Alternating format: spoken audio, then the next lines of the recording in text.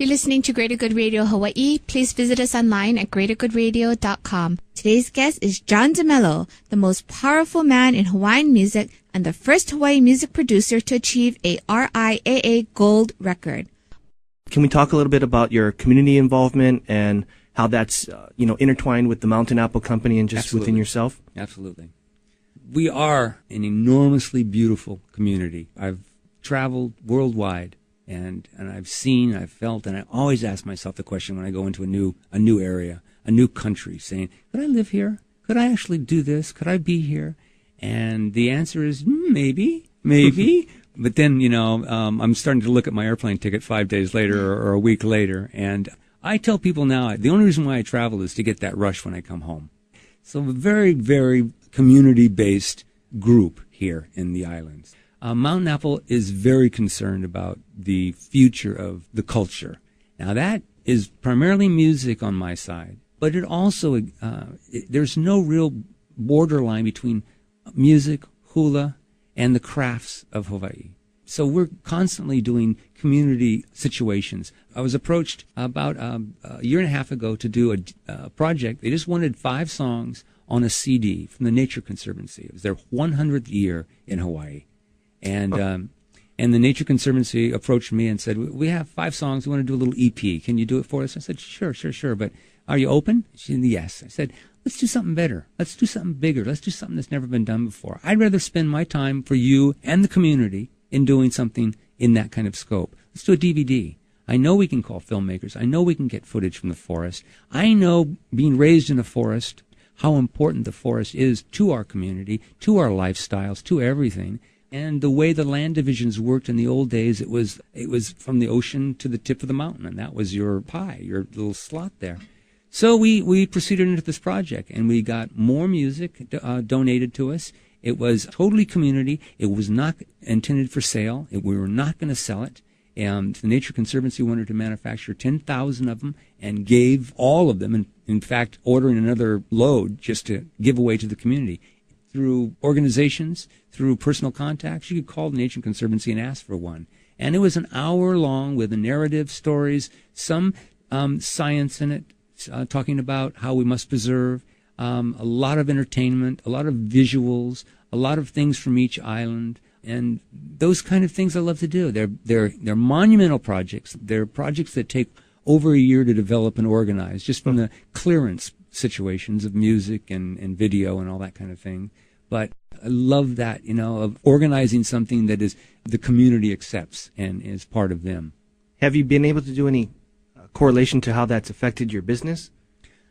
Well, I've gotten calls to do a few more since then, and we're looking at those situations. It helps. It all helps. Songs, I'll be candid, songs make babies. You send a song out into the air, they make babies, okay? And when they make babies, they make other babies, okay?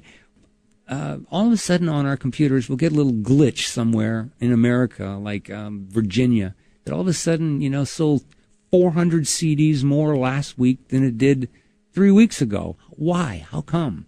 And so we do our research. We get our research people out there and try to figure it out. One of them was because they found this Nature Conservancy DVD, okay? They saw it, they heard the music, they saw my website on it, they slashed through the URL and got right into our commerce site and bought a CD. And it makes babies. It just continues to grow.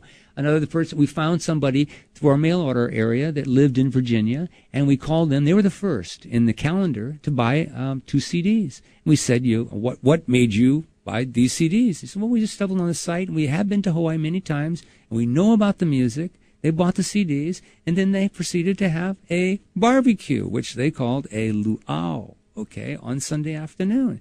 Instantly, the whole neighborhood had to have the music they have, so they, swiped through the internet site, themountaineapplecompany.com, and bought the music, okay? And we can chart this and see where this is coming from and everything. And it's just these communities, and then the community grows, and then suddenly they have a halau in the area, okay?